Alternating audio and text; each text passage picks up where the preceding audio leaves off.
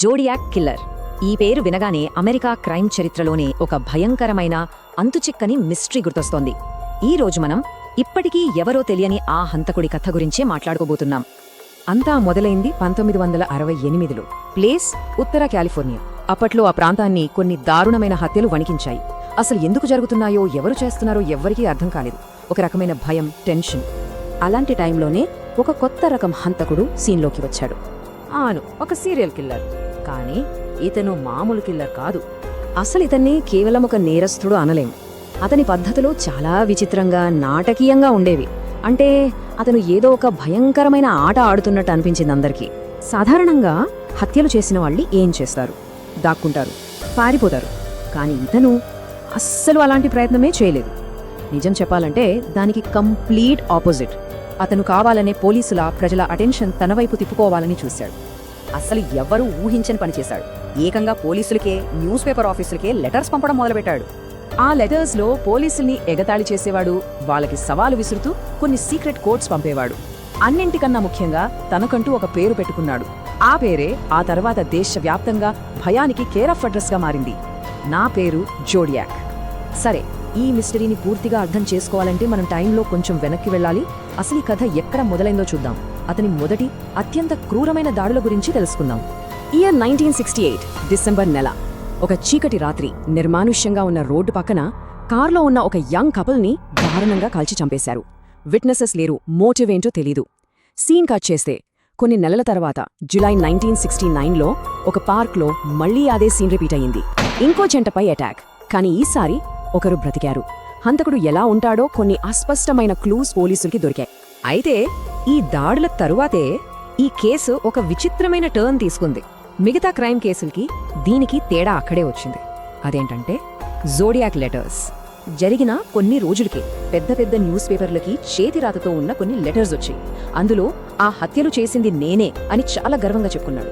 అంతేకాదు, కేవలం హంతకుడికి మాత్రమే తెలిసే కొన్ని డీటెయిల్స్ కూడా అందులో ఉన్నాయి. కానీ అతను అక్కడితో ఆగలేదు. ఆ లెటర్స్కి కొన్ని కష్టమైన సీక్రెట్ కోడ్స్ జత చేసి ఒక డిమాండ్ పెట్టాడు. వీటిని మీ పేపర్లో ప్రింట్ చేయండి, లేదంటే ఇంకా చాలా మందిని చంపేస్తాను. దీన్ని బట్టి అర్థమయ్యేదేంటంటే అతనికి కేవలం చంపడం ముఖ్యం కాదు, అతనికి పబ్లిసిటీ కావాలి. ఈ లెటర్స్ తర్వాత జోడియాక్ ఇంకా రెచ్చిపోయాడు. అతని నేరాలు మరింత బోల్డ్గా, పబ్లిక్గా మారాయి. సెప్టెంబర్ 1969 ప్రశాంతంగా ఉండే లేక్ బెరిస్సా దగ్గర ఒక జంట సేద తీరుతోంది. అప్పుడే తలకి ఒక వింతైన ముసుగు, ఛాతి మీద ఒక విచిత్రమైన సింబల్తో ఒక వ్యక్తి వాళ్ళ దగ్గరికొచ్చాడు.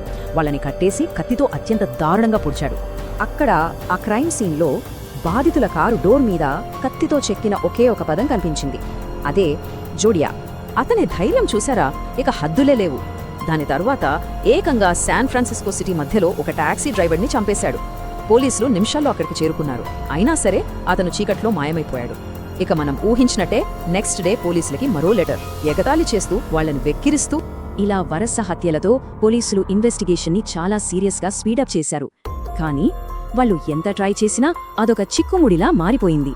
పోలీసులు వందల కొద్దీ క్లూస్ పరిశీలించారు, లెక్కలేనంత మంది అనుమానితుల్ని విచారించారు. కానీ ప్రాబ్లం ఏంటంటే జోడియాక్ కిల్లర్ దాదాపుగా ఎలాంటి ఫిజికల్ ఎవిడెన్స్ వదిలిపెట్టలేదు.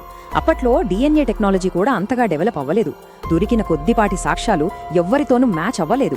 అంటే అది ఒక దయ్యాన్ని వేటాడినట్టే ఉంది వాళ్ళకి. ఇక్కడే ఈ కేసులో అసలైన మిస్టరీ మొదలవుతుంది. మనల్ని మరింత కన్ఫ్యూజ్ చేసే విషయం ఏంటంటే జోడియాక్ చెప్పిన మాటలకి, పోలీసుల ఇన్వెస్టిగేషన్లో తెలిసిన నిజాలకి మధ్య ఉన్న తేడా. తన లెటర్స్లో జోడియాక్ ఏం చెప్పాడో తెలుసా? తను మొత్తం 37 హత్యలు చేశానని క్లెయిమ్ చేసుకున్నాడు. కానీ పోలీసులు కన్ఫర్మ్ చేసింది మాత్రం కేవలం 5 హత్యలు, 2 మర్డర్ అటెంప్ట్స్ మాత్రమే. మరి మిగతావి? అవన్నీ కేవలం భయాన్ని పెంచడానికి చెప్పిన అబద్ధాలా, లేక నిజంగానే చేశాడా? చూస్తుండగానే ఈ దాడులు జరిగి 50 ఏళ్లు దాటిపోయింది. ఇన్ని దశాబ్దాల ఇన్వెస్టిగేషన్, లెక్కలేనన్ని థియరీలు, ఇప్పుడున్న మోడర్న్ టెక్నాలజీ, ఇవన్నీ వాడిన జోడియాక్ కిల్లర్ ఎవరనేది ఇప్పటికీ ఒక మిస్టరీనే. అసలు ప్రశ్న ఏంటంటే ఇంతగా అందరి అటెన్షన్ గ్రాబ్ చేసిన ఒక కిల్లర్ ఎలా ఎప్పటికీ ఒక నీడలా, ఒక ఫ్యాంటంలా మిగిలిపోగలిగాడు? ఈ ప్రశ్న ఇప్పటికీ అమెరికన్ క్రైమ్ హిస్టరీలోనే అతిపెద్ద అంతుచిక్కని రహస్యాల్లో ఒకటిగా మిగిలిపోయింది.